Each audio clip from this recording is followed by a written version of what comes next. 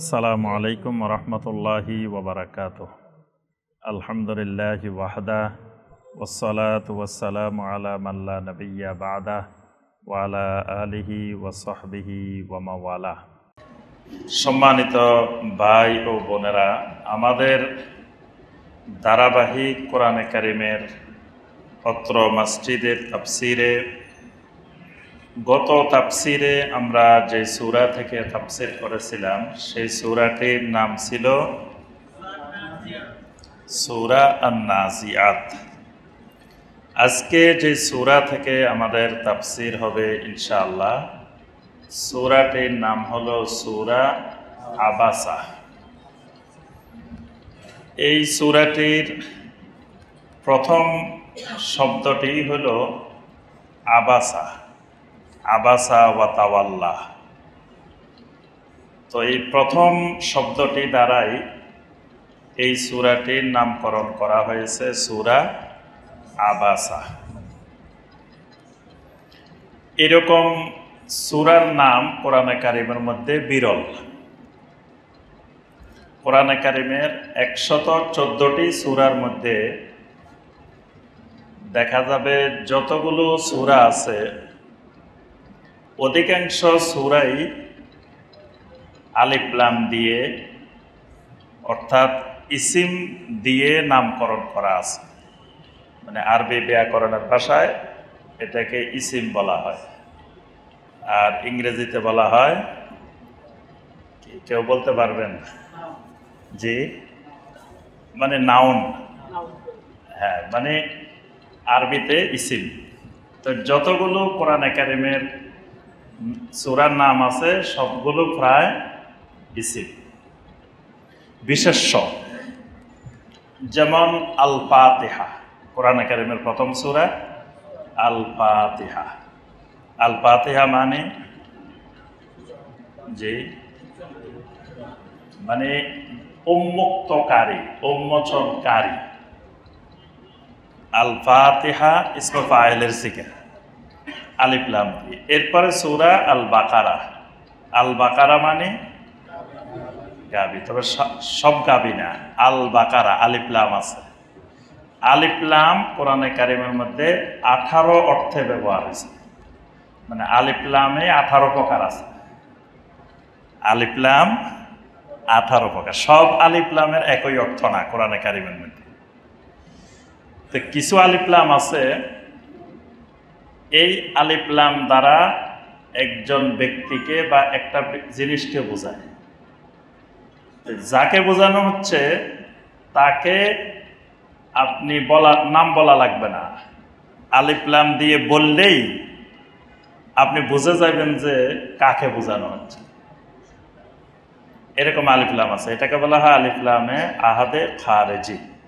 আরেকটা আলিফ লাম আছে, এই আলিফ লাম দিয়ে বললে যিনি বলতেছে উনি বুঝবে কাকে বোঝানো হচ্ছে, বাকিরা বুঝবে না। যেমন দুইটা উদাহরণ দিই।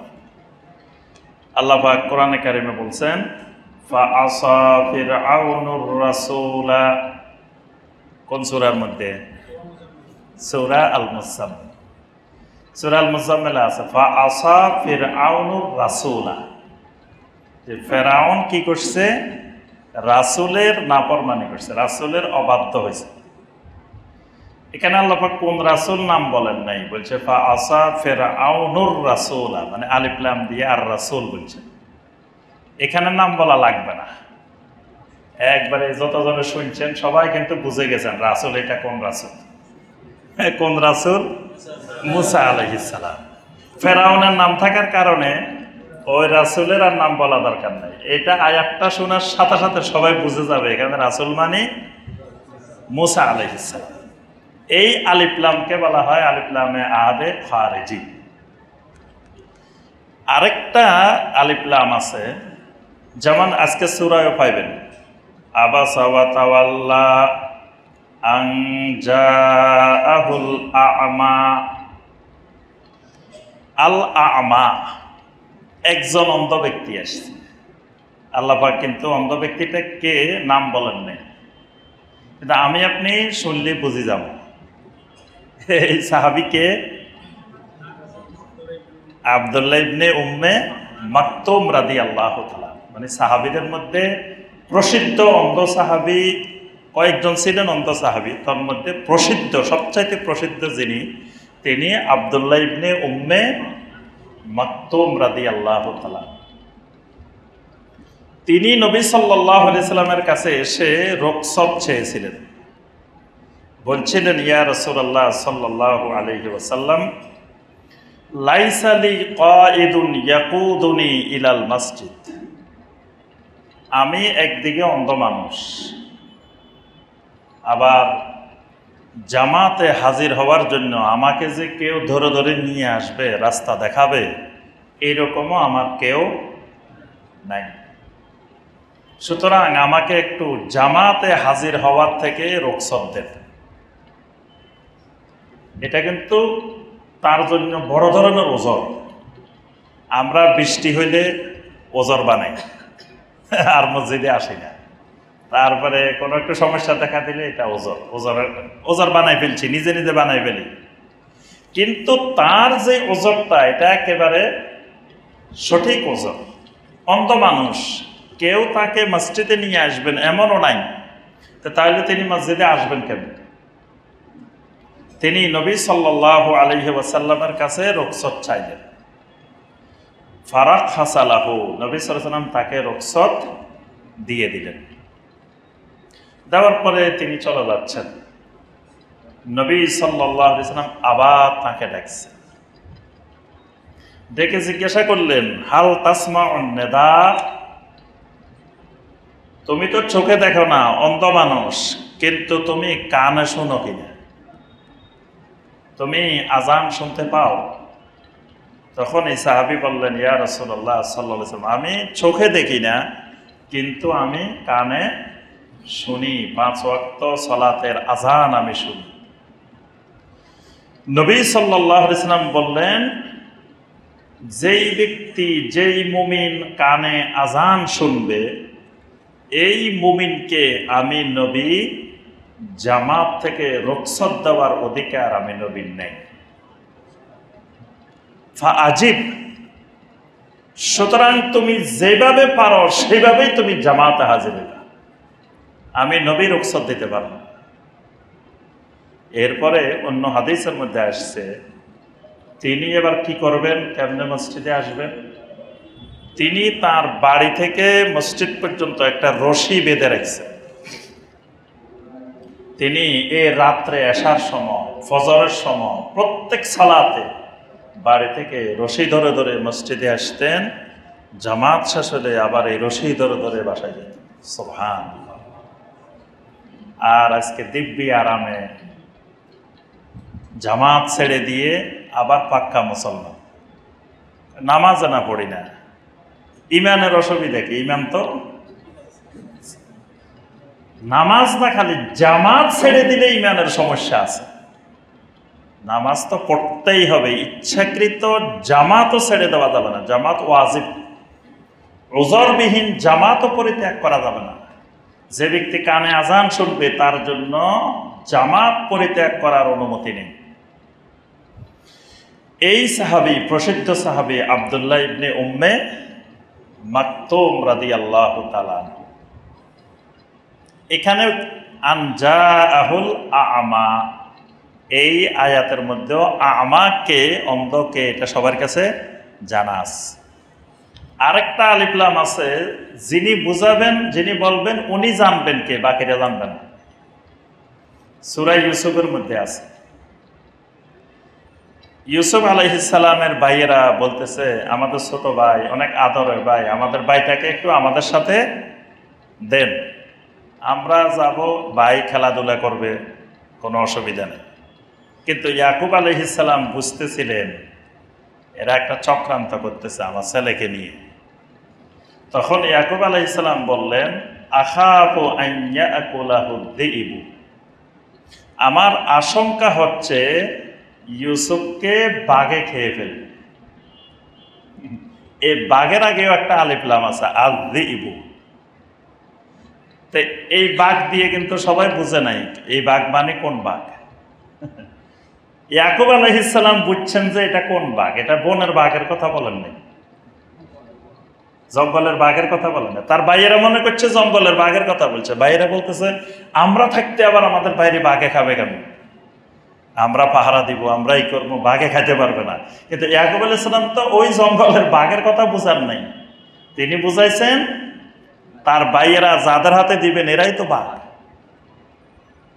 এখানে যে আলিফলাম এটাকে বলা হয় আলিফলামে আহাদে জেহনি। এরকম 18 রকমের আলিফলাম আছে কোরআনে কারিমের মধ্যে, এক এক জায়গায় এক এক অর্থ প্রকাশ করে। তো আমরা যে কথাটা বলছিলাম, কোরআনে কারিমের অধিকাংশ সূরার নাম দেখবেন যে আলিফলাম দিয়ে। এজন্য যেগুলোর নাম আলিফলাম দিয়ে আলিফলাম ছাড়া উচ্চারণ করাটা ঠিক না। যেমন ধরেন সূরা আল ফাতিহা, আপনি বলেন সূরা ফাতিহা, এটা এভাবে বলাটা ঠিক না, বিকৃতি। যেভাবে নাম রাখা হয়েছে সূরা আল ফাতিহা, সূরা আল বাকারা, সূরা আন নিসা, সূরা আল মাইদা, সূরা আল আনআম, সূরা আল আরাফ, সূরা আত-তাওবা। তবে যেগুলার আলিফলাম নাই সেগুলোর মধ্যে আবার আলিফলাম লাগানো, যেমন সূরা আলে ইমরান, এখানে আলিফলাম লাগানো যাবে না। সূরা ইউসুফ আলিফলাম লাগানো যাবে না। তো এই সূরাটা একটা ব্যতিক্রম সূরা, যেই সূরাটা ফেল দিয়ে নামকরণ করা হয়েছে। ফেল মানে ক্রিয়া, ক্রিয়া মানে ইংরেজিতে কি বলে, ভার্ব। এটাই একমাত্র সূরা, এরকম সূরা কোরআনে কারিমে তেমন একটা নাই যে যেটা এই ফেল দিয়ে আবাসা এটা দিয়ে নামকরণ করা হয়েছে। এই দিক থেকে, নামকরণের দিক থেকে এই সূরাটা ব্যতিক্রম একটি সূরা। সূরাটা মাক্কি সূরা। মাক্কি জীবনের প্রথম দিকে আল্লাহ রাব্বুল আলামিন এই সূরা আবাসা, এই সূরাটি নাজিল করেছেন। সূরাটি নাজিলের প্রেক্ষাপট হইল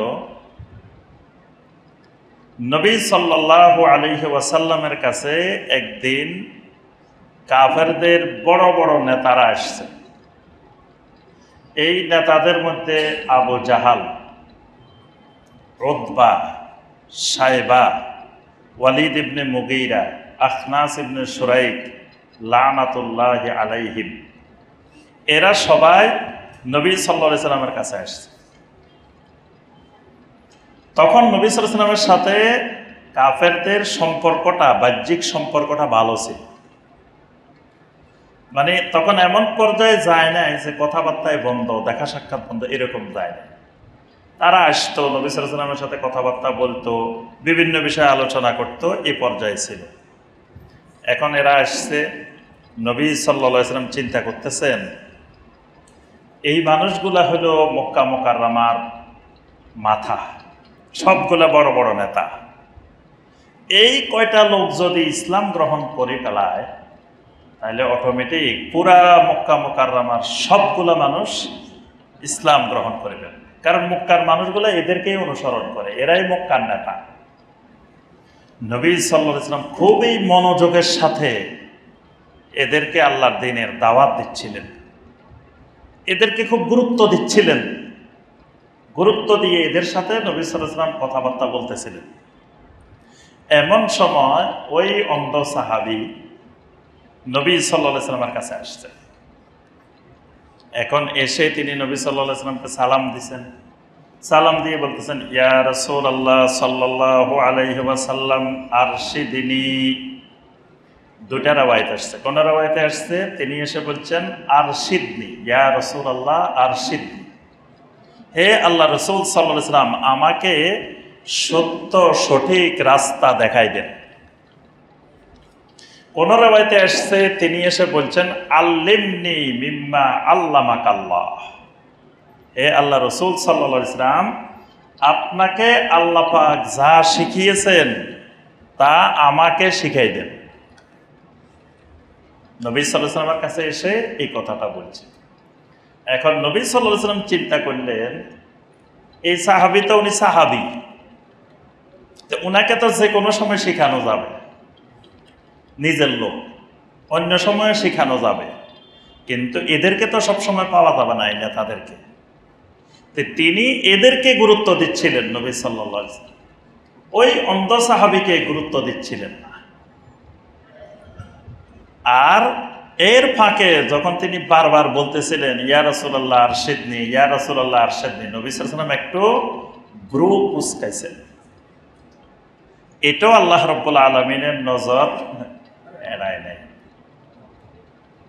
আল্লাহ রাব্বুল আলামিন সাথে সাথে এখানে এই ঘটনাটাকে কেন্দ্র করে কিয়ামত পর্যন্ত সকল মুমিনের জন্য, এখানে নবী সাল্লাল্লাহু আলাইহি ওয়াসাল্লামকে সতর্ক করা উদ্দেশ্য না, কিয়ামত পর্যন্ত সবাইকে রব্বুল আলামিন সতর্ক করে দেওয়ার উদ্দেশ্য। কখনো নেতাদেরকে দিয়ে, বড় লোক দিয়ে, প্রভাবশালী লোক দিয়ে ইসলাম কায়েম হয় নাই, কিয়ামত পর্যন্ত হবেও না। ইসলাম কায়েম হবে ওই অন্ধ সাহাবী দিয়ে, ইসলাম কায়েম হবে গরিব মানুষ দিয়ে, ইসলাম কায়েম হবে সাধারণ মানুষ দিয়ে। কখনো প্রভাবশালী নেতা, তারপরে আপনার ধনী ব্যক্তি, এরকম মানুষ দিয়ে কোনোদিন ইসলাম কায়েম হবে না। কারণ কি হবে না কেন? কারণ এরা তো ইসলাম কায়েমের চেষ্টা করলে দ্রুত ইসলাম কায়েম হয়ে যায়, দ্রুত ইসলাম প্রসার হয়ে যায়। হবে না কেন? কারণ এরা ঝুঁকি নিবে না। যারা নেতা তারা চিন্তা করবে তার দরকার হলো জনসমর্থন, তাহলে জনগণ যেদিকে তারাও সেদিকে, সমাজের বেশিরভাগ মানুষ যেদিকে তারাও কোন দিকে? সেদিকে। ইসলাম কোন দিকে? সেদিকে না তারা।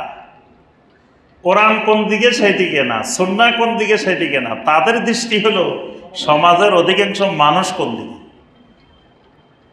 এখন আপনি সমাজে ইসলামের কথা বলবেন, আপনার আত্মীয়, একেবারে নিকট আত্মীয়, হয়তো আপনার বাপ, যখন সমাজের অধিকাংশ মানুষ এটার বিরোধিতা করব, আপনি তো প্রথম মনে করছেন যে আপনার বাপ আপনার পক্ষে থাকবে। কতক্ষণ পরে দেখবেন যে আপনার বাপ আপনার বিরুদ্ধে, কারণ আপনার বাপ নেতা। উনি চিন্তা করবেন সমাজের অধিকাংশ মানুষ যেদিকে, উনার ওইদিকে দরকার, কারণ এদের সমর্থন না হইলে উনি নেতা হতে পারবেন না। তাহলে এই লোক দিয়ে কিয়ামত পর্যন্ত আল্লাহর দ্বীন প্রতিষ্ঠা হওয়ার সম্ভাবনা নাই। ধনী মানুষ, বড় ব্যবসায়ী মানুষ, শিল্পপতি মানুষ, এদেরকে দিয়েও কোনোদিন ইসলাম কায়েম হবে না। কারণ কি? এরা চিন্তা করে যে আমি যদি সঠিক কথা বলি, ইসলামের কথা বলি, দ্বীনের কথা বলি, আমার ব্যবসা বাণিজ্যের ক্ষতি হইতে পারে। সে সবসময় আশঙ্কার মধ্যে থাকে তার ব্যবসা বাণিজ্যের কোনোখান থেকে ক্ষতি হয় নাকি। তার ব্যবসা বাণিজ্যের জন্য যে দলের সাথে তার সম্পর্ক রাখা দরকার, যাদের সাথে সম্পর্ক রাখা দরকার, যেখানে ঘুষ দেওয়া দরকার, যেখানে যা করা দরকার, সে কিন্তু ওইটাতে ব্যস্ত আছে। সে ইসলাম কি বলে, কোরআন কি বলে, সুন্নাহ বলে, সেদিকে তাকানোর সময় তার নাই। তাহলে এই জাতীয় লোক দিয়েও কোনোদিন আল্লাহর দ্বীনের কোনো কল্যাণ হওয়ার সম্ভাবনা নাই। এই আবু জাহেলেরা, উতবা, সাইবা, এই মানুষগুলা যাদেরকে নিয়ে নবী সাল্লাল্লাহু আলাইহি ওয়াসাল্লাম ব্যস্ত, এদেরকে দিয়ে ইসলামের প্রচার প্রসার হয়ও নাই, হবেও না। কারণ তারা সমাজের অধিকাংশ মানুষ যেদিকে তারাও সেদিকে। তারা বড় বড় সম্পদশালী মানুষ, তাদের সম্পদের ক্ষতি হবে এই আশঙ্কায় আছে। তারপরে যারা ধরেন বিভিন্ন পদ পদবি নিয়ে বসে আছে, এদেরকে দিয়েও ইসলামের কল্যাণ হবে না। কারণ এসব পদ পদবি নিয়ে সে চিন্তা করে তার গদি ঠিক রাখতে হবে, চেয়ার ঠিক রাখতে হবে, পদ ঠিক রাখতে হবে। সে কখনো ইসলামের পক্ষে সে তার গদি, তার চেয়ার ছাড়তে রাজি হবে না। আবু জাহেলেরা চিন্তা করছে ইসলাম প্রতিষ্ঠা হইলে তাদের চেয়ার থাকবে না, এই কারণে তারা ইসলামের বিরোধিতা করছে। কিন্তু ইসলাম হক, নবী সাল্লাল্লাহু আলাইহি ওয়াসাল্লাম হক, এটা বুঝতে তাদের কোনো সন্দেহ ছিল না।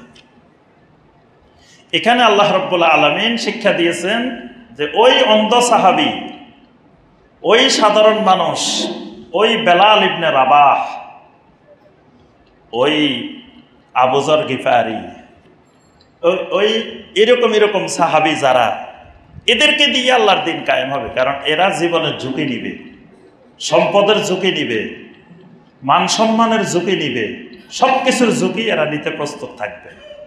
এই জন্য আল্লাহ রাব্বুল আলামিন এখানে নবী সাল্লাল্লাহু আলাইহি ওয়াসাল্লামকে বলছেন যে আপনি ওই বড় লোক নিয়ে, নেতা নিয়ে ওইদিকে তাকানোর দরকার নেই, আপনি অন্ধটারে সময় দেন। আর যে দিন শিখতে আসতেছে তারে আপনি দিন শিখান। যে দিনের প্রতি আগ্রহ নাই, জানতে চায় না, শিখতে চায় না, তার পিছনে আপনি ব্যস্ত হওয়ার দরকার। যারা শিখতে চাইতেছে, বুঝতে চাইতেছে, তাদেরকেই তো আপনি বোঝানোর সময় দিয়ে শেষ করতে পারবেন না। তো এখানে আল্লাহ রাব্বুল আলামিন ওই সময় সাথে সাথে এই আয়াতে কারিমাগুলো, এই সূরাটি নাযিল করেছেন। পুরা সূরাটির মধ্যে আল্লাহ রাব্বুল আলামিন প্রথমত ওই নেতাদের অবস্থা এবং এই অন্ধ সাহাবীর অবস্থা এটা আলোচনা করেছেন। এরপরে আল্লাহ পাক আখিরাতের বিষয় তুলে ধরেছেন। এই সূরাটির মধ্যে আখিরাতের কিছু গুরুত্বপূর্ণ বিষয়, বিশেষ করে কিয়ামতের ময়দানের কঠিন অবস্থার কথা আল্লাহ রাব্বুল আলামিন এখানে তুলে ধরেছেন।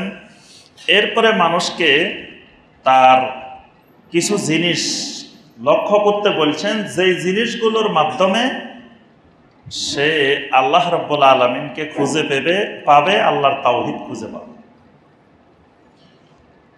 এখানে আল্লাহ রাব্বুল আলামিন শুরুতে বলেন আবাসা ওয়া তাওয়াল্লা। আবাসা মানে ভ্রু কুঁচকালো, নাম বলে নাই কে কুঁচকাইছে। আল্লাহ পাক বলছেন আবাসা, তিনি ভ্রু কুঁচকাইছেন। ওয়া তাওয়াল্লা, এবং মুখ ফিরিয়ে নিয়েছেন। এখানে মূলত নবী সাল্লাল্লাহু আলাইহি ওয়াসাল্লামকে উদ্দেশ্য করা হয়েছে, কিন্তু আল্লাহ পাক সরাসরি নবী সাল্লাল্লাহু আলাইহি ওয়াসাল্লামকে বলেন নাই। বলছেন আবাসা ওয়া তাওয়াল্লা, তিনি ভ্রু কুঁচকালেন, তিনি মুখ ফিরিয়ে নিলেন। কিসের থেকে? আন জাআহুল আ'মা, তার কাছে একজন অন্ধ ব্যক্তি এসেছে। ওই অন্ধ ব্যক্তি থেকে মুখ ফিরিয়ে নিছেন, অন্ধ ব্যক্তি থেকে ভ্রু কুঁচকিয়েছেন। তাহলে অন্ধ ব্যক্তিকে, আচ্ছা, নবী সাল্লাল্লাহু আলাইহি সাল্লামের মুয়াজ্জিন কয়জন? জি, মুয়াজ্জিন কয়জন এবং এদের নাম যিনি বলতে পারেন তাকে একটা বই পুরস্কার দেওয়া হবে। আল্লাহ রাসূলের মুয়াজ্জিন কয়জন এবং এদের নাম বলবেন। কে বলতে পারবেন? জি, বেলাল তো সবাই জানে, তাহলে তার পুরস্কার দেওয়ার তো বিষয়। জি না, উনি মুয়াজ্জিন না। নবী সাল্লাল্লাহু আলাইহি সাল্লামের সিরাতটা ভালো করে পড়া দরকার। রাসূলের জীবনীটা প্রত্যেক ইমানদারেরই ভালো করে স্টাডি করা দরকার। নবী সাল্লাল্লাহু আলাইহি সাল্লামের মুয়াজ্জিন 4 জন, মনে রাখবেন। নবী সাল্লাল্লাহু আলাইহি সাল্লামের মুয়াজ্জিন কয়জন? 4 জন। এই 4 জনকে বলা হয় মুয়াজ্জিনু রাসূলিল্লাহি সাল্লাল্লাহু আলাইহি ওয়াসাল্লাম। 4 জনের উপাধি, এরা রাসূলুল্লাহ সাল্লাল্লাহু আলাইহি সাল্লামের মুয়াজ্জিন।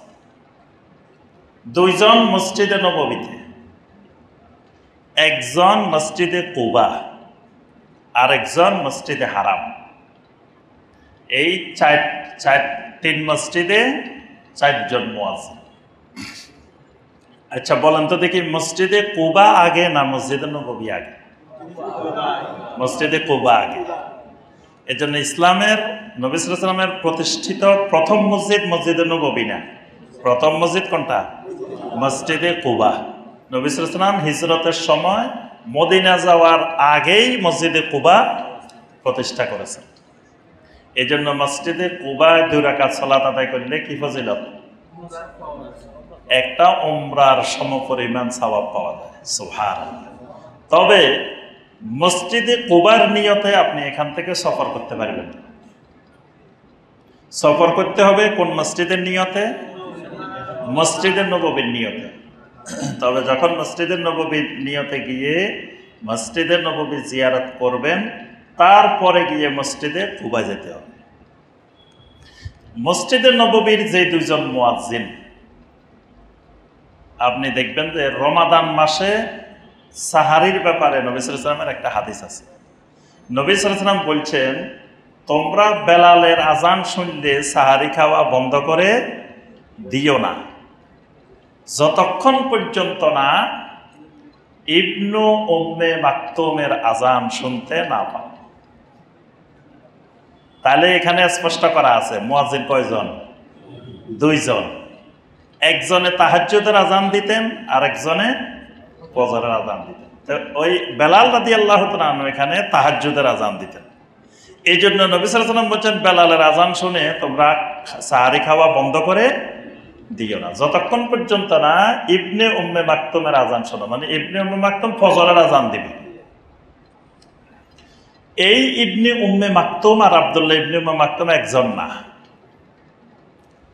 ইনি হলেন আব্দুল্লাহ ইবনে উম্মে মাকতুম, আর তিনি হলেন আমর ইবনে উম্মে মাকতুম। তিনি আরেকজন, তিনিও কিন্তু অন্ধ, তিনিও অন্ধ সাহাবী। তার নাম হলো আমর ইবনে উম্মে মাকতুম। তো বেলাল ইবনে রাবাহ রাদিয়াল্লাহু তাআলা আনহু আর আমর ইবনে উম্মে মাকতুম রাদিয়াল্লাহু তাআলা আনহু, এই দুইজন হইলেন মসজিদে নববীর মুয়াজ্জিন। মনে থাকবো? আরেকদিন জিজ্ঞাসা করলে বলতে পারবেন। তাহলে নববীর দুইজনের নাম কি? সংক্ষেপে মনে রাখেন, একজন বেলাল আর একজন আমর ইবনে উম্মে মাকতুম। আর মসজিদে কুবার যিনি, এই নামটা একটু কঠিন আছে, এই জন্য এটা ভালো করে মনে রাখতে হবে। উনি হলেন সাআদ আল কারজ, সাআদ আল কারজ রাদিয়াল্লাহু তাআলা। মনে থাকবো? সাআদ আল কারজ রাদিয়াল্লাহু তাআলা, ইনি হলেন মসজিদে কুবার মুয়াজ্জিন। আর মসজিদে হারামের যিনি মুয়াজ্জিন, তিনি হলেন আবু মাহজুরা রাদিয়াল্লাহু তাআলা। তিনি আবু মাহজুরা রাদিয়াল্লাহু তাআলা, তিনি মসজিদে হারামের মুয়াজ্জিন। তো নবী সাল্লাল্লাহু আলাইহি ওয়াসাল্লামের মুয়াজ্জিন এই চারজন। আর একটা জিনিস এর সাথে মনে রাখবেন, আবু মাহজুরা রাদিয়াল্লাহু তাআলার আজান আর বেলালের আজান দুইটার মধ্যে পার্থক্য আছে।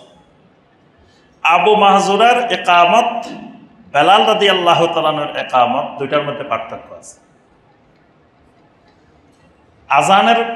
আজানের বাক্য কয়টা?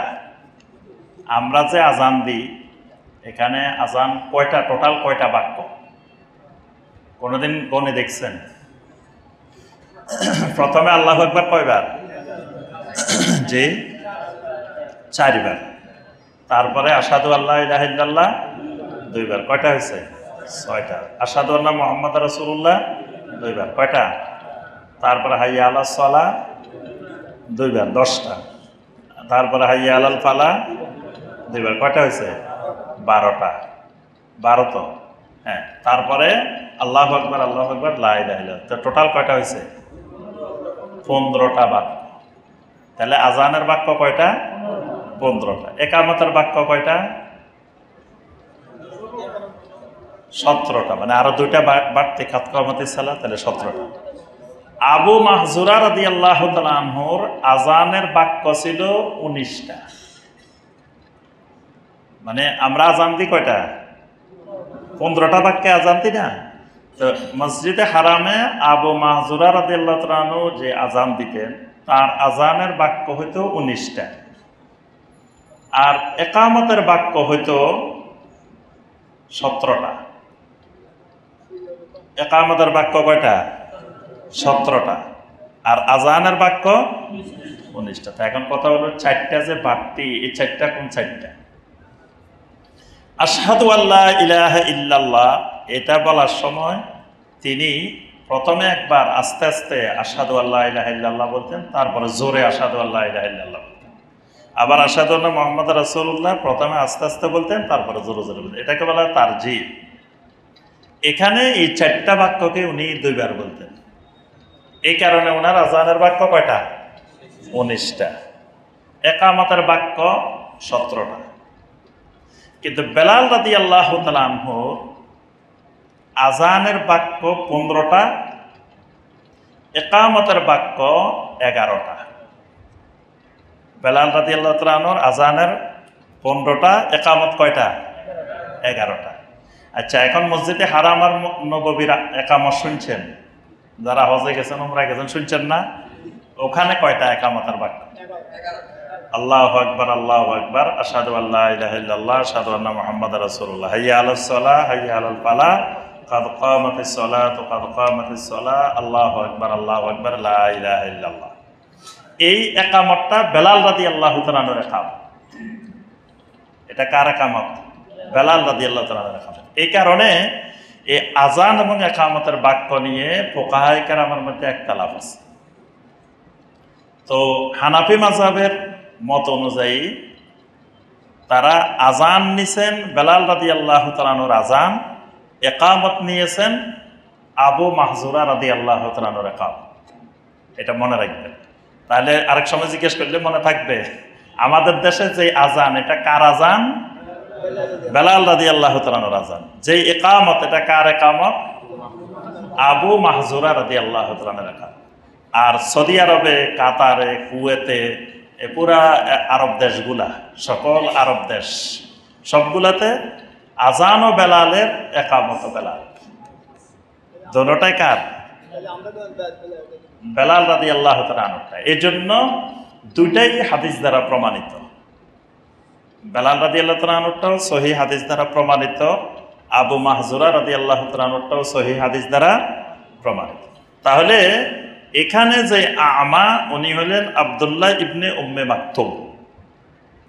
আরেকটা যিনি মসজিদে নববীর মুয়াজ্জিন, তিনিও উম্মে মাকতুম, কিন্তু তিনি হলেন আমর ইবনে উম্মে মাকতুম। আচ্ছা, এরপরে আল্লাহ পাক বলেন ওয়ামা ইউদরিকা লাআল্লাহু ইয়াযাক্কা। আপনার কি জানা নেই এই অন্ধ ব্যক্তিটি হয়তো নিজেকে পরিশুদ্ধ করে নিবে। লাআল্লাহু ইয়াযাক্কা মানে এই লোক আপনার কাছে স্বইচ্ছায় আসছে। কেন আসছে? লাআল্লাহু ইয়াযাক্কা, যে তিনি নিজেকে পরিশুদ্ধ করবেন, তাজকিয়া করবেন, এই পরিশুদ্ধির নিয়তে আপনার কাছে আসছে। কিন্তু আপনি তার দিকে খেয়াল দিতেছেন না, আপনি ওই বড় লোকদের দিকে খেয়াল দিচ্ছেন। কিন্তু বড় লোকেরা পরিশুদ্ধ হওয়ার ইচ্ছাই নাই। আপনি চাইতেছেন তাদেরকে পরিশুদ্ধ করবেন, কিন্তু তারা পরিশুদ্ধ হইতে চায় না। যে পরিশুদ্ধ হইতে চাচ্ছে, আপনি আবাসা ওয়া তাওয়াল্লা, এই কারণে আল্লাহ পাক ধমকটা দিচ্ছেন।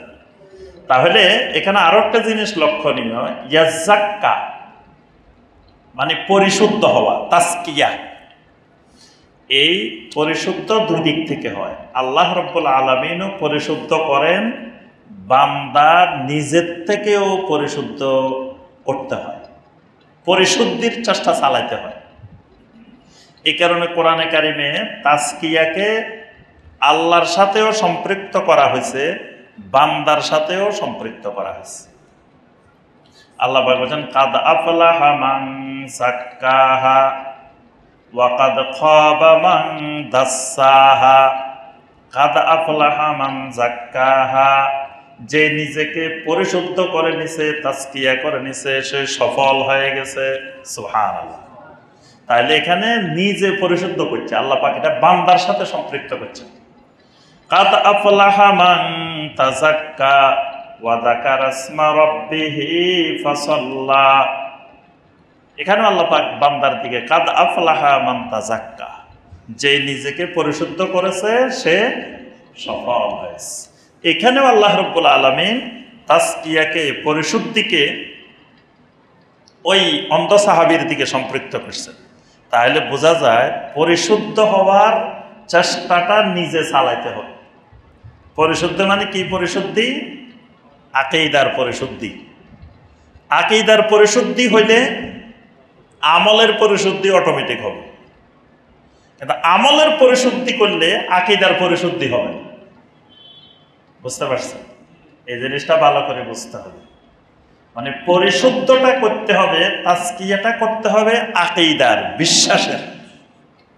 বিশ্বাস যদি ঠিক হয়ে যায়, আকীদা যদি ঠিক হয়ে যায়, তো অটোমেটিক তার আমলও পরিশুদ্ধ হবে।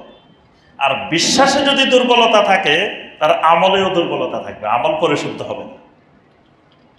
এজন্য আমরা দেখি কোনো ব্যক্তির যদি রাত ৩টায় বিমানের ফ্লাইট থাকে, এই লোকের যদি 10টার সময় বলেন যে কতক্ষণ ঘুমাও, এই লোক দেখবেন যে 1 ঘন্টা ঘুমাইলে 10 বার গড়ি দিন, এর ঘুম আসবে না। কেন আসতেছে না ঘুমটা? তার ভিতরে বিশ্বাস এত গভীর হয়েছে যে এখন ঘুমাইলে সে বিমান চলে যেতে পারে, তার এই সম্ভাবনা আছে। এই বিশ্বাসটা তার অন্তরে কি হয়ে গেছে? গভীরভাবে বদ্ধমূল হয়ে গেছে। কিন্তু ওই লোকটা আবার দেখবেন ফজরের আজান দিয়ে দিছে, হের নড়াচড়া নেই। এদিকে সালাতের জামাত চলা যাচ্ছে, ওয়াক্ত চলা যাচ্ছে, সূর্য উঠে গেছে, কোনো নড়াচড়া নাই। তার অর্থ হইল এই সালাত পরিত্যাগ করলে যে সেই জাহান্নামে যাওয়া লাগবে, এটার দ্বারা যে বিরাট একটা ক্ষতি হবে, এইটা তার অন্তরে বদ্ধমূল হয় না। সে মনে করছে এটা চলে গেলে কোনো অসুবিধা নাই, শুক্রবারে হাজিরা দিলে মোটামুটি চলবো, এটা মনে করে বসে আছে। তাহলে এই যে বিশ্বাসের পরিশুদ্ধি, বিশ্বাসে মানুষকে পরিচালনা করে। আপনারা যে এখন এখানে বসে আছেন, এটা কিন্তু আমলের কারণে বসে নাই, এটা বিশ্বাসের কারণে, আকীদার কারণে বসে গেছে। আকীদার কারণে কি? আগে বিশ্বাস করছেন, আগে আকীদা ঢুকছে যে আমি যদি তাফসীরটা শুনি তাহলে আমার কিছু উপকার হইব, কিছু এলেম শিখতে পারবো, কিছু সওয়াব হইব, কিছু ফজিলত হইব। আগে এটা অন্তরে বদ্ধমূল হয়েছে, তারপরে অন্তর আপনারা বসা রেখেছে। আর যার অন্তরে বদ্ধমূল হয় নাই সে কিন্তু চলে গেছে। তাহলে আগে আকীদা, আকীদাবাদে মানুষ এক কদমও দিতে পারে না। আকীদাই মানুষের পরিচালনা করে। আপনি যে মসজিদ থেকে, বাড়ি থেকে, বাসা থেকে মসজিদে আসেন, এটা আকীদাই নিয়ে আসে আপনার আগে বিশ্বাস হয় যে নামাজ তো বাড়িতেও পড়তে পারেন, তা আপনি মসজিদে আসবেন কেন? আগে আপনার আকীদা বদ্ধমূল হয়েছে জামাত দ্বারা ওয়াজিব, জামাতে সালাত আদায় করতে হবে। এটা বিশ্বাস হওয়ার পরে এবার আপনি বাড়ি থেকে মসজিদে আসছেন। এই বিশ্বাস যদি না হইতো তা আপনি করতেন যে আমি এখানে বাড়িতেই পড়ে নিই, মসজিদে যাওয়ার দরকার কি? অর্থাৎ পৃথিবীর মানুষকে আকীদাই পরিচালনা করে। দেখেন, আকীদার কারণে মূর্তির পিছনে মানুষ কোটি কোটি টাকা খরচ করে। এটা বিশ্বাসের কারণে, আকীদার কারণে। আকীদার কারণে মূর্তি যদি কোনো কারণে কিছু হয় তাহলে মনে কষ্ট পায়, ব্যথা লাগে, খুব ব্যথা লাগে। এটা আকীদার কারণে, বিশ্বাসের কারণে। আরেকজন মূর্তির প্রতি কোনো আকর্ষণ নাই, কেন নাই? এটাও আকীদার কারণে। অর্থাৎ সব দুনিয়াটা পুরাপুরি সবকিছু আকীদার মাধ্যমে পরিচালিত হয়। এই কারণে আকীদাটাই আমলকে পরিশুদ্ধ করে। এজন্য আগে পরিশুদ্ধি করতে হবে আকীদা, তারপরে পরিশুদ্ধি হবে কি? আমল। কিন্তু বাঙালির অভ্যাস আমল পরিশুদ্ধ করতে চায়, আকীদা পরিশুদ্ধ করতে চায় না। আর আমল পরিশুদ্ধের কথা বললে খুব পছন্দ করে, সবাই খুব ভালোবাসে। কিন্তু আকীদা পরিশুদ্ধের কথা বললে মানুষ তাকে আর পছন্দ করে না। ধরেন আমি যদি 1 ঘন্টা ওয়াজ করি, যে বলি যে ভাই সুদ খাওয়া হারাম, ঘুষ খাওয়া হারাম, এই জানা করা হারাম, এগুলো যদি বলি আপনারা খুব ভালো বয়ান করছে।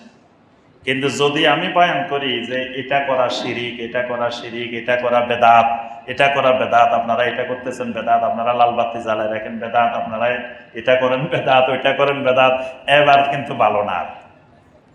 তার অর্থ হইল আকীদায় যদি আপনি দাওয়াত দেন তাহলে ওই মানুষটাকে কেউ পছন্দ করে না।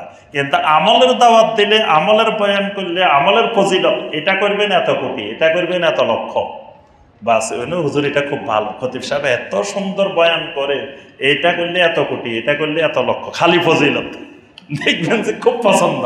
কিন্তু যদি খতিব সাহেব বলতে পারে এটা করতেছেন বেদাত, এটা করতেছেন শিরিক, তাহলে খতিব সাহেব এটা আর ভালো। এটা এখন না, এই নূহ আলাইহিস সালামের যুগ থেকে কিন্তু চলে আসতেছে, পৃথিবীটা এইভাবে চলে আসতেছে। তাহলে আমরা যে বিষয়টা বলছিলাম, আল্লাহ পাক এখানে তাজকিয়াকে, পরিশুদ্ধিটাকে আল্লাহ রাব্বুল আলামিন বান্দার সাথে সম্পৃক্ত করছে। এজন্য পরিশুদ্ধির চেষ্টাটা নিজে চালাইতে হবে। আল্লাহ পাক বলেন, ওয়া মা ইউদরিকা লাআল্লাহু ইয়াযাক্কা, আপনি কি জানেন নাই, আপনি কি বুঝতে পারেন নাই লোকটা আশা করা যায় পরিশুদ্ধ হবে, আও ইয়াযাক্কারু, অথবা আপনি তাকে এমন কিছু উপদেশ দিলেন, ফাতানফাহুয যিকরা, ওই উপদেশটা তাকে উপকৃত করবে। সুবহানাল্লাহ। আম্মা মান ইস্তাগনা, যেই মানুষটা সবসময় নিজেকে মুক্ত রাখে, নিজেকে আপনার থেকে দূরে দূরে রাখে, আল্লাহর দিন থেকে দূরে দূরে রাখে, ফাআনতা লাহু তাসাদ্দা, আপনি তার দিকে বেশি মনোযোগী হয়ে গেছেন। যে মানুষগুলো দিন দেখতে পারে না, দিন বুঝে না, দিনের কোনো আগ্রহই নেই, অথচ ফাআনতা লাহু তাসাদ্দা, আপনি তাদের দিকে বেশি মনোযোগী হয়ে গেছেন।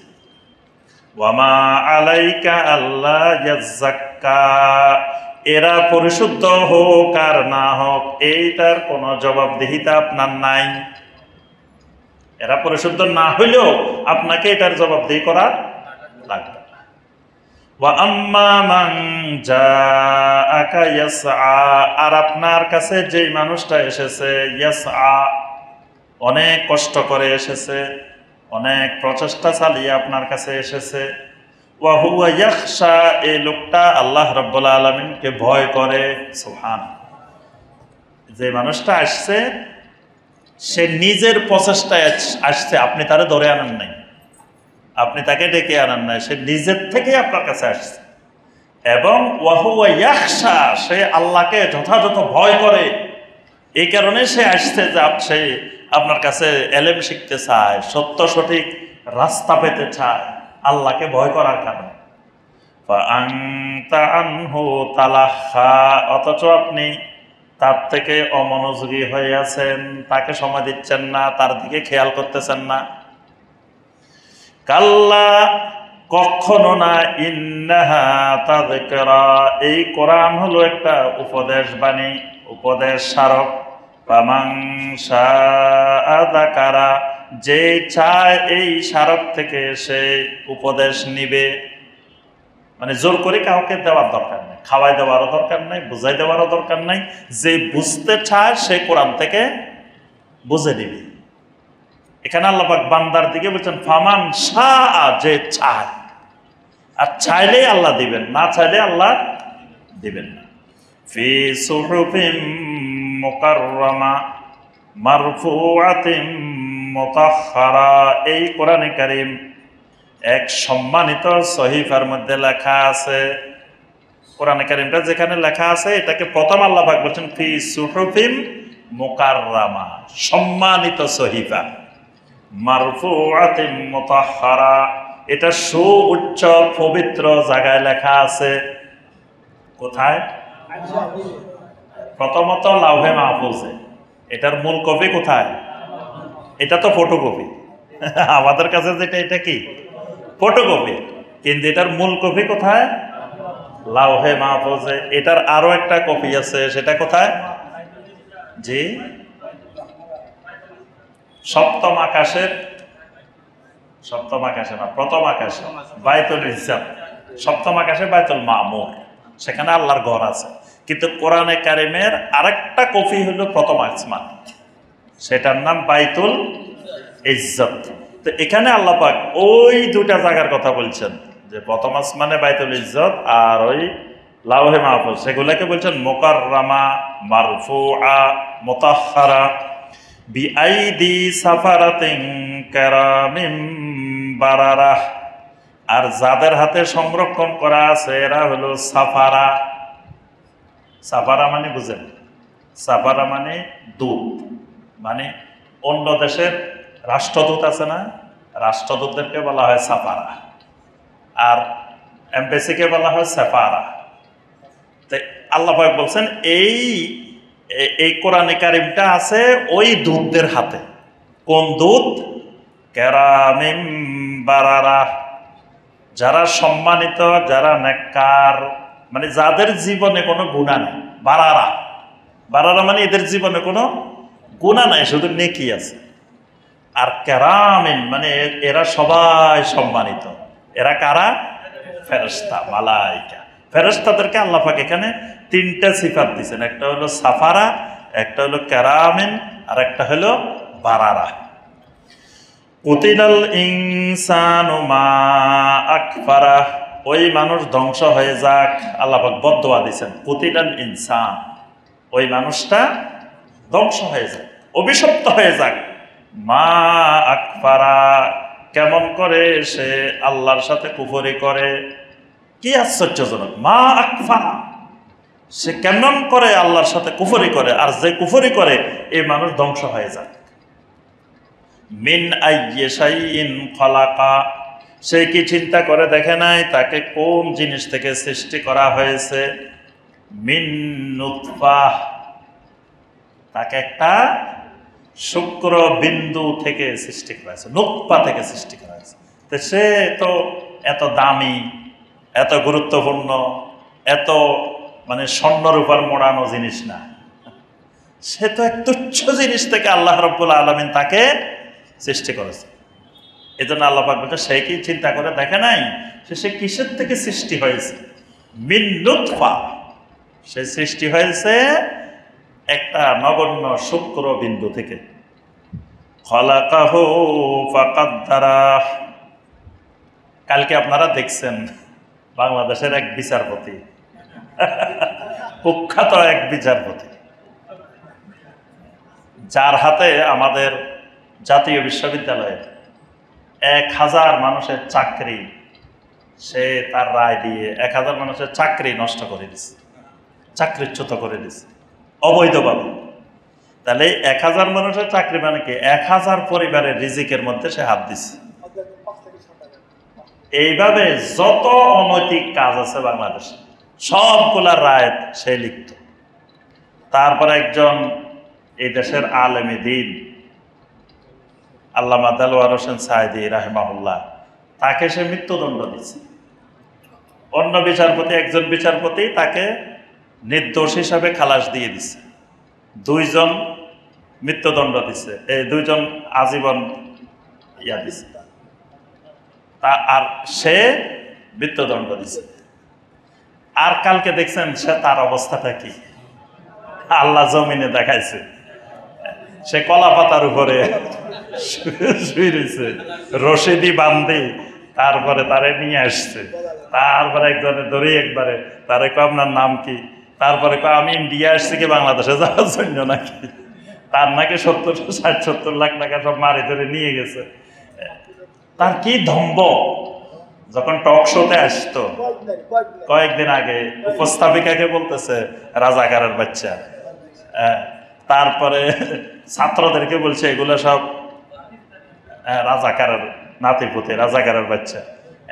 এই ধম্ব, অথচ চিন্তা করে নাই যে আমাকে কিসের থেকে সৃষ্টি করা হয়েছে। আমি তো একটা নুতফা, এবং আমার উপরেও বিচারক আছে। আলাইসাল্লাহু বিআহকামিল হাকিমিন, প্রত্যেক বিচারকের আল্লাহ আবার বিচার করবেন। এই জন্য নবী সাল্লাল্লাহু আলাইহি ওয়াসাল্লাম বলছেন যে লোক বিচারকের আসনে বসে তাকে যেন জীবন্ত ছুরি দিয়ে জবাই করে দেওয়া হয়েছে, ছুরি ছাড়া জবাই করা হয়েছে, তাকে যেন ছুরি ছাড়া জবাই করে দেওয়া হয়েছে। কারণ বিচারকের আসনে বসা অনেক কঠিন কাজ। সে যদি একটু এদিক সেদিক রায় দেয় তাহলে আল্লাহ পাক এই রায় আবার রিভিউ করবেন, এই রায় তার উপরে বর্তাবে। এখানে আল্লাহ পাক বলছেন সে তারা কি লক্ষ্য করে না যে তাকে আমি কিসের থেকে সৃষ্টি করেছি? এক শুক্রবিন্দু থেকে সৃষ্টি করেছি। অর্থাৎ তার অহংকার করার মতো, দম্ভ দেখানোর মতো কিছুই নেই। খলাকাহু ফাকাদ্দারা, আল্লাহ রাব্বুল আলামিন তাকে সৃষ্টি করেছেন, অতঃপর তার তাকদীরও নির্ধারণ করে দিয়েছেন। সুম্মাস সাবিলা ইয়াসসারা, তারপরে তার জীবন চলার পথকে আল্লাহ রাব্বুল আলামিন সহজ করে দিয়েছেন। সুম্মা আমাতাহু ফাআকবারা, এক সময় সে আল্লাহ রাব্বুল আলামিন তাকে মৃত্যু দিয়ে দিয়েছেন। মৃত্যুর পরে আবার আল্লাহ রাব্বুল আলামিন তাকে কবরে নিয়ে এসেছেন। সুম্মা ইযা শাআ আনশারা, অতঃপর আবার আল্লাহ রাব্বুল আলামিন যখন চাইবেন আবার কবর থেকে তাকে পুনরায় তুলবেন। কাল্লা লাম্মা ইয়াকদিমা আমারা, কখনো না। আল্লাহ রাব্বুল আলামিন তাকে যেই নির্দেশ দিয়েছেন সেই নির্দেশ সে পূরণ করে নাই, মানে নাই, পালন করে নাই। ফালিয়ানজুরিল ইনসানু ইলা তুআমিহি, প্রত্যেক মানুষের লক্ষ্য করা উচিত তার খাবারের দিকে, সে কি খাইতেছে। আল্লাহ পাক তার খাবারের ব্যবস্থাপনাটা কিভাবে করতেছেন এটা প্রত্যেক বান্দার লক্ষ্য করা উচিত। আল্লাহ পাক বলেন আন্না সাবাবনাল মাআ সাব্বা, আমি কেমন করে জমিনের উপরে পানিগুলোকে বর্ষণ করি। বৃষ্টির মধ্যে আল্লাহর পরিচয় নিহিত আছে। কিভাবে এই পানিগুলোকে আল্লাহ পাক আকাশে তুলতেছেন, আকাশে তুলে আবার এগুলোকে মেঘবালায় রূপান্তর করতেছেন, আবার পৃথিবীতে ছড়াই দিচ্ছেন, আবার পানি পড়লে জগৎ থেকে গ্লাসের থেকে যেভাবে পড়ার কথা ওইভাবে পড়ে না, ফোঁটা ফোঁটা ফোঁটা ফোঁটা করে করে। যদি ওইভাবে পড়তো আমরা কষ্ট পাইতাম, আর ক্ষতি হইত। কিন্তু আল্লাহ রাব্বুল আলামিন এমনভাবে জমিনে এই বৃষ্টিগুলো নাজিল করেন যাতে কারো ক্ষতি না হয়, বরং জমিনবাসীর জন্য উপকার হয়। এই জন্য আল্লাহ পাক বলেন, আমি কেমন করে পানিকে জমিনের উপরে বর্ষণ করি। সুম্মা শাকাকনাল আরদা শাক্কা, এরপরে আমি জমিনকে বিচিত্র ভঙ্গিতে বিদীর্ণ করি। জমিনের ভিতরে একটা বীজ বপন করলে এটা জমিনকে পাঠিয়ে আবার উপরের দিকে উঠে জমিনকে আমি বিদীর্ণ করে দিই। জমিনের ভিতর থেকে আমি ফসল আবার বের করে আনি। আমরা লাগাইলাম একটা ধান, একটা ধানের থেকে একটা গাছ, সেটা থেকে আবার কতগুলা মাটির ভিতর থেকে আসি আবার দিচ্ছে, মাটির ভিতর থেকে গাছ আসি আবার ফল দিচ্ছে। অর্থাৎ সব কিছুকে আল্লাহ রাব্বুল আলামিন জমিনকে বিদীর্ণ করে জমিন থেকে নিয়ে আসতেছেন। ফাআমবাতনা ফিহা হাব্বা, এরপরে আমি এই জমিন থেকে তাদের জন্য শস্য দানা বের করি। ওয়া এনাবা ওয়া কাদবা, তাদের জন্য আঙ্গুর বের করি, বিভিন্ন ধরনের শাকসবজি বের করি। ওয়া জাইতুন ওয়া নাখলা, জাইতুন বের করি, খেজুর বের করি। ওয়া হাদাইকা গুলবা, এবং ঘন বাগান তাদের জন্য আমি তৈরি করে দিই। ওয়া ফাকিহাতাও ওয়া আব্বা, ফল ফলাদি বের করি এবং তাদের জন্য ঘাসও বের করি। আব্বা মানে ঘাস, আরবিতে আব্বা মানে কি ঘাস। ওয়া আব্বান, আল্লাহ পাক বলছে ওয়া ফাকিহাতাও ওয়া আব্বা, মানে তাদের জন্য ফল ফলাদিও বের করি, জমিন থেকে বিভিন্ন রং বেরঙের ঘাস বের করে দিই। কি জন্য বের করি? মাতা আল্লাকুম ওয়ালি আনআমিকুম, যদি ঘাস বাহির না করি তো চতুর্থ পর্যন্ত কি খাবে? চতুর্থ পর্যন্তরেও যদি ভাত খাওয়াইতে হইতো, আম খাওয়াইতে হইতো, কাঁঠাল খাওয়াইতে হইতো, মানুষ যেগুলা খায়, তাহলে জমিনে তো মানুষে কিছু পাইতো না। এই জন্য আল্লাহ পাক বলেন, দেখো আমি তোমাদের জন্য ওয়া ফাকিহাতাও ওয়া আব্বা, যেমন ফল ফলাদি বাহির করি, আবার বিভিন্ন রং বেরঙের ঘাস লতা পাতা এগুলো জমিন থেকে বের করে দিই। কেন? মাতা আল্লাকুম, তোমাদের জীবন নির্বাহ, ওয়ালি আনআমিকুম, তোমাদের চতুষ্পদ জন্তুগুলার যাতে জীবন নির্বাহ হয়। ফাইদা জাআতিস সাখা, যখন সেই বিকট আওয়াজ এসে যাবে, বিকট আওয়াজ মানে কিয়ামত, কিয়ামত এসে যাবে। ইয়াউমা ইয়াফিরুল মারউ মিন আখিহি, ওই দিনটার একটা পরিচয় হলো, ওই দিন প্রত্যেক মানুষ তার ভাইয়ের থেকে পালাইতে থাকবে। ওয়া উম্মিহি, মায়ের থেকেও পালাইতে থাকবে। ওয়া আবিহি, বাবার থেকেও পালাইতে থাকবে। ওয়া সাহিবাতিহি, স্ত্রীর থেকেও পালাইতে থাকবে, স্বামীর থেকেও পালাইতে থাকবে। ওয়া বানিহি, সন্তান সন্ততি থেকেও পালাইতে থাকবে। মানে ওই দিনটার পরিচয় সবার থেকে খালি পালানো শুরু করবে। লিকুল্লি ইমরিইম মিনহুম ইয়াওমাইযিন শাআনুন ইউগনি, সেদিন প্রত্যেক মানুষকে দেখা যাবে সবাই তার নিজেকে নিয়ে মহাব্যস্ততার মধ্যে থাকবে, আরেকজনের চিন্তা করার সুযোগ নেই। মানে নিজের চিন্তাই নিজে করে শেষ করতে পারতেছে না, কি আরেকজনের চিন্তা করবে। তবে এই আয়াতের এখানে আল্লাহ পাক বলছেন পালাবে, তবে সবাই পালাবে না। কিছু মানুষ আবার স্ত্রী ছেলে মেয়ে সবাইকে নিয়েও থাকবে, এরা পালাবে না। কারা? আল আখিল্লাউ ইয়াওমাইযিন বা'দুহুম লিবা'দিন আদুউন ইল্লাল মুত্তাকিন। আল্লাহ পাক বলছেন সেদিন একজন আরেকজনের শত্রু হয়ে যাবে, নিকট আত্মীয়, নিকট বন্ধু, একেবারে গভীর বন্ধুত্ব, কিন্তু কিয়ামতের ময়দানে শত্রু। তবে ইল্লাল মুত্তাকিন, মুত্তাকিনেরা ছাড়া। যদি পরিবারের সবাই মুত্তাকিন হয়ে যায় তাহলে কিয়ামতের ময়দানে একজন আরেকজনের থেকে পালাবে না। সবাই একসাথে থাকবে কিয়ামতের ময়দানে। আল্লাহ পাকের ব্যবস্থাপনায় যে আরশে আজিমের ছায়া থাকবে, ওই ছায়ার নিচে বাপও থাকবে, মাও থাকবে, ছেলেও থাকবে, মেয়েও থাকবে, স্বামীও থাকবে, স্ত্রীও থাকবে, সবাই থাকবে। তবে শর্ত হইল কি? মুত্তাকিন হতে হবে, মুত্তাকিন হওয়া জরুরি। আল্লাহ রাসূল সাল্লাল্লাহু আলাইহি ওয়াসাল্লাম বলেন, ইয়াহশুরুন নাস ইয়াউমাল কিয়ামাতি হুফাতান উরাতান গুরলা। কিয়ামতের ময়দানে মানুষ এমন ভাবে সমবেত হবে, হুফাতান, পায়ের মধ্যে কোনো জুতা নাই, স্যান্ডেল নাই, খালি পায়ে। উরাতান, শরীরের মধ্যে কোনো কাপড় চোপড় নাই, উলঙ্গ অবস্থায়, বস্ত্রহীন অবস্থায়। গোরলা, খতনাবিহীন অবস্থায়, হতভম্ব অবস্থায় দাঁড়াবে। এই কথা শোনার পরে আম্মাজান আয়েশা রাদিয়াল্লাহু তাআলা প্রশ্ন করেছিলেন, আর রিজালু ওয়ান নিসাউ জামিআ ইয়ানজুরু বা'দুহুম ইলা বা'দ। ইয়া রাসূলুল্লাহ সাল্লাল্লাহু আলাইহি ওয়াসাল্লাম, কি বললেন এটা? নারী পুরুষ সব এক জায়গায়, একজন আরেকজনের দিকে তাকাবে না? তখন আল্লাহ রাসূল সাল্লাল্লাহু আলাইহি ওয়াসাল্লাম বলেন, আয়েশা, আল আমরু ইয়াউমাইযিন আশাদ্দু মিন আন ইয়ানজুরা বা'দুহুম ইলা বা'দ। কিয়ামতের দিনের অবস্থাটা এমন, সেদিন একজন আরেকজনের দিকে তাকানোর চাইতে কিয়ামতের ময়দানের ভয়াবহতা অত্যন্ত কঠোর। এত কঠোর, সেদিন সে নিজে নারী না পুরুষ এইটাও চিন্তা করার তার সময়। তাহলে নারী পুরুষ একসাথে উঠলেই কি না উঠলেই কি, কেউ কারো দিকে তাকানোর সুযোগ নাই। তখন নবী সাল্লাল্লাহু আলাইহি ওয়াসাল্লাম এই আয়াতটা তেলাওয়াত করছেন, লিকুল্লি ইমরিইম মিনহুম ইয়াওমাইযিন শাআনুন ইউগনি।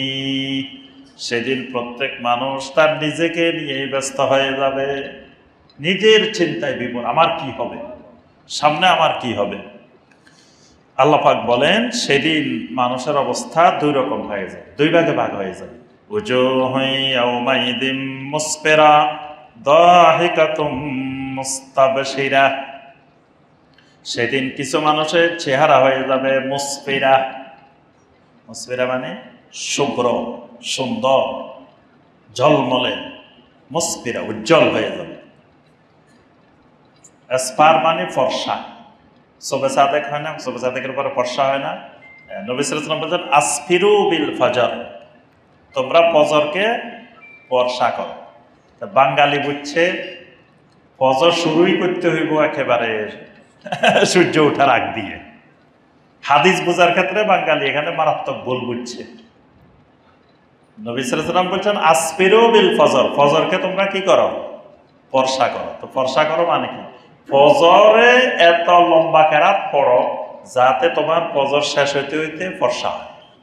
শুরু করবে অন্ধকার থাকতে, কিন্তু কেরাত ওই আপনার মাগরিবের মতো, এশার মতো ছোট্ট কেরাত না, লম্বা কেরাত পড়বে। তাহলে শেষ হইতে হইতে কি হবে? নবী সাল্লাল্লাহু আলাইহি ওয়াসাল্লাম 60 থেকে 100 আয়াত তেলাওয়াত করতেন ফজরে। তারপরেও আম্মাজান আয়েশা বলছেন, আমরা যখন ফজর শেষ করে বের হইতাম, প্রথম তো মহিলারা বের হইতো, নবী সাল্লাল্লাহু আলাইহি ওয়াসাল্লামের সময় প্রথম মহিলারা যেত, পরে পুরুষরা বের হইত। তখনও আমরা অন্ধকারের কারণে একজন আরেকজনকে চিনতে পারতাম না।